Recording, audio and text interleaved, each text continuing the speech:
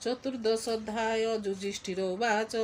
शृणु हे ब्रह्माङ्कनन्दन बानास्थ प्रदी धर्ममान शुणिली महत प्रस्तावे गृहस्थ धर्म कहेवे जे विधि गृहाचरण आगम निगम प्रमाण नारदोवाच गृहस्थ रजनी प्रभाते शुचि निर्मल शुद्ध चिते सुमरी नारायण नाम हरि गोविंद कृष्ण श्याम पुरुषोत्तम दामोदर विश्वसंभव विश्वम्बर ए आदि पुण्य श्लोक जेते नाम संकीर्तन प्रभाते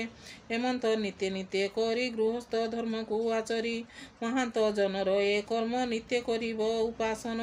विष्णुर अवतार कथा पुराण आदि शास्त्र गीता संग करिब साधु संगे दिन बंचिब नित्य नित्य साधु संग में थाई मन तेबे भाविब गृहीजन ताहांकु सुख भोग देई आत्मा को संतोष भुंजाई स्वप्न संकल्प प्राय मणि चित्ते चिंतिब चक्रपाणी जे सुख गृह धर्म अर्थे गृहे साधिब नित्य नित्य विरक्ति चिते अविरते लोभ व्यवहार जनहिते प्रवर्त करी दिव्यमान भजन्ति हृदरे जतने दिव्यमाने भजन्ति हृदरे जतने स्वजाति बंधु जन सुत एसबु कर्मर आयत जे बाइछन्ति जे बोलन्ति से भावे संतोष रहन्ति संतोषे ताकु बर देई निष्कामे सर्वदा बंचई भूमि गगन अंतरिक्षे जे धर्म लभई प्रत्यक्षे कृष्णर लीला प्राय भज जे धर्म दुखे सुखे भज दिने बंचिब हरि भावे जत्न करिब कृष्ण लाभे जावत देहे प्राण थिब तावत संतोषे बंचिब लोभे अधिक जे चिंतन्ति चौरस माने दंड पांति बानर सारी सुकगण मृग मक्षिका जे चारण पशु पतंग आदि जेते ताहांकु पुत्र प्राय चिते आत्मार प्राय चे नित्य देखी अंतर प्राय उपलखी तीव्र कष्टेन जे साधन्ति से भावे निश्चय साधिब से भावे निश्चिंत रहिब जे द्रव्य अति कष्ट पाई जे मूर्ख अति लोभ थाई ए कर्म अति पीड़ा बते जे देश काल पात्र मते कर्म आयते जा मिलिब तहिरे जीवन पोषिब प्राणी को न करिब भिन्न देखिब सकले समान स्वान शृगाल अन्य जाति आत्मार प्राय ताकु चिंती ताहांकु यथा भाग देव आत्मार सदृश भाविब एक गृहिणी संग्रहणे स्वधर्म गृहर कारणे से सत्य पर नाम नामा नारी ताहा संतोष भोग करी विमुक्त मति को सेवने जत्न करिब निज धने आपादे पिता गुरु अर्थे प्राणी ही न चिंतिब स्वार्थे पत्नी को आपादु धरी एभावे साधु नर हरि देख ए तुच्छ नर देही अन्ते त्रिप्रकारे भजई अवश्य भजे अवसाने भस्म पुरुष कुर्मी माने से देह पति पत्नी मेले घन जेसन नभस्थले यज्ञावशेष सिद्धि अर्थे आहार कल्पित जीवन्ते हेमंत मत जा व्यवहार से प्राणी यज्ञ जन सार देवता ऋषि पितृगण आत्मार शत्रु अनुक्षणे यहाँ को विष्णु भावे भजी नानादि उपहार मजी आत्मार विकारे नाना विधि पंच शिखी मुनि आदि विधि विधाने वेद मते यज्ञ करिब अग्निहोत्रे से अग्निहोत्र अवसाने विप्रंकु तोषिब भोजने ब्राह्मण देह थाई हरि एणु सुजने पूजा करी विप्र भोजने तो सजेते जे से नुहे यज्ञ कोटि मते एगेनी देवता ब्राह्मण पूजा करिब अनुक्षण एणु ब्राह्मण मुख देई पूजा करिब भावग्राही आश्विन मास कृष्ण पक्षे पितृ को पूजिब प्रत्यक्षे पितृ पूजने श्रद्धा मने ज्ञाति बांधव सुभोजने एपे हो शुण महीपति गृहस्थ जनर एकति बेनी आयते विष्णु भरे हरस जे व्यति पादरे अक्षय तृतीया दिवसे आदित्य शशांकर ग्रासे द्वादशीर श्रवणा संजोगे तृतीया नक्षत्र भागे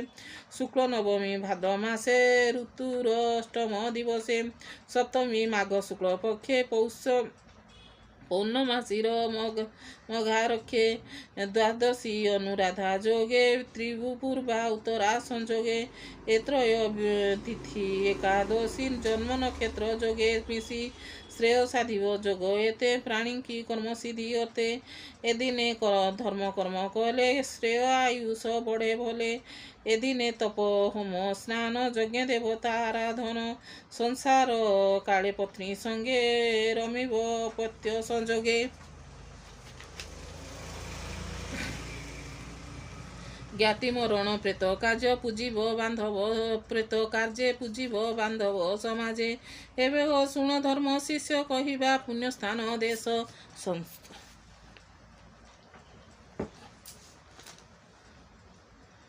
সপ্তাত্র জনম জাত জহি সচরাচর পুত্র সেই ব্রাহ্মণ কূলে বসে জহি দয়া তপস্যা ধর্ম এই বিষ্ণুর পূজা জহি নিত্য সে পুণ্য দেশ দে বেদ মত গঙ্গাদি নদী জহি বহে সে পুণ্য ক্ষেত্র বেদ কহে পুষ্কর আদি সରୋବର জহি বসନ୍ତି বিষ্ণু নর প্রয়াগ পুল আশ্রম সন্ন্যাস গুণধাମ প্রবাস কুরু মধুপুরী গয়া মথুরা কুশস্থলী ସେ ଯେକାଶୀ ଫମ୍ପା ବିନ୍ଦୁ ସାର କାଞ୍ଚି ଅବନ୍ତୀ ରାମେଶ୍ୱର ଫୁଲମା ନର ନାରାୟଣ ନନ୍ଦାସିତୟା ରାମାଶ୍ରମ ମହେନ୍ଦ୍ର ମଳୟ ପର୍ବତେ ହେମନ୍ତ କ୍ଷେତ୍ର ଅଛି ଯେତେ ଏ ସର୍ବସ୍ଥାନ ହରି ପ୍ରିୟ ତେଣୁ ଜଗତେ ପୁଣ୍ୟମୟ ସେ ପୁଣ୍ୟ ଦେଶ ତତ୍ତ୍ୱ ଭାବି ବିଷ୍ଣୁ ପ୍ରତିମା ଜହିଁ ସେବି କୈବଲ୍ୟ ତୁଚ୍ଛା ଇଚ୍ଛା ଯାର ଚିତେ ଏ ଦେଶ ରହୁଥିବ ନିତେ ଏବେ କହିବା ପାତ୍ର ଯେତେ ଶୁଣ ରାଜନ ଶୁଦ୍ଧ ଚିତେ ପୁରାଣ ପୁରୁଷ ମୁରାରୀ ଯାର ଚରଣେ ବସୁନ୍ଧରୀ ସଚରାଚର ଯା ଚରଣେ ଋଷି ଦେବତା ଦି ବ୍ରାହ୍ମଣେ ଅଗ୍ରେ ଚରଣେ ପୂଜା ଯାର ତାତ ହୁଁ ପାତ୍ର କେବା ପର ଯାର ଶରୀର ଜୀବ ଜାଣି ଜଳେ ଯେସନ ଜଳେ ମିଶି ଯେ ହରି ସର୍ବବେଦ ମୂଳ ଅଶେଷ ପୁଣ୍ୟ କର୍ମ ଫଳ ନାନା ପ୍ରକାର ପୁର କରି ତା ମଧ୍ୟରେ ଜୀବ ପୁର ଧରି ହୃଦୟ ପଦ୍ମ ମଧ୍ୟରେ ସୋହେ ଅପୁର ଜ୍ୟୋତି ରୂପ ବହେ ପୁରୁଷୋତ୍ତମ ନାମ ବହେ ସେ ହରି ତାସନେ ରହେ ଏଣୁ ପୁରୁଷଙ୍କ ଉତ୍ତମ ଯେ ନିତ୍ୟ ରମେ ଆତ୍ମା ରାମ ଏଭାବେ ସଂଶୟ ବିଚାରି ନେତ୍ରାଦି ଯୁଗେ ପୂଜା କରି ସଂସାର ଆଗମ ନିଗମେ ପୂଜା କରନ୍ତି ଗ୍ରାମେ ଗ୍ରାମେ ସେ ପୂଜା ମତେ ତୋଷ ହୁଅନ୍ତି ବାଞ୍ଛନ୍ତି ଫଳ ନିତ୍ୟ ଦିଅନ୍ତି ଯେ ପ୍ରାଣୀ ହରେ ପରେ ହିଂସା କରେ ଦେବତା ପୂଜି ସେ ନ ତରେ ଏଣୁ ପୁରୁଷଙ୍କର ମଧ୍ୟରେ ଯେ ବିପ୍ର ଥାନ୍ତି ବେଦ ସାଧେ ତାତ ହୁଁ ପାତ୍ର ନାହିଁ କେହି ସେ ବିପ୍ର ନିତ୍ୟ ବିଷ୍ଣୁ ଦେଇ ଏଣୁ ଏ ବ୍ରାହ୍ମଣ ଚରଣେ ତ୍ରିଲୋକ୍ୟ ନିସ୍ତାର କାରଣେ ଏଭାବେ ଦେଶ କାଳ ପାତ୍ର ଧର୍ମାଦି ଦୀକ୍ଷା ମନ୍ତ୍ର ଯନ୍ତ୍ର ନାରଦ ମୁନି ପ୍ରିୟ ଭାବେ କହିଲେ ଯୁଧିଷ୍ଠିର ଆଗେ ଏ ଭାଗବତ ଧର୍ମ ବାଣୀ ଶୁଣି ସଂସାରୁ ତର ପ୍ରାଣୀ ସପ୍ତମ ସ୍କନ୍ଧେ ଭାଗବତ କହି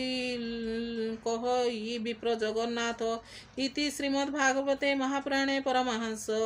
ସଂହିତାଏ 82 ସପ୍ତମ ସ୍କନ୍ଧେ ଦେଶ କାଳ ପାତ୍ର କଥନେ ନାମ ଚତୁର୍ଦଶ ଅଧ୍ୟାୟ ଯୁଧିଷ୍ଠିର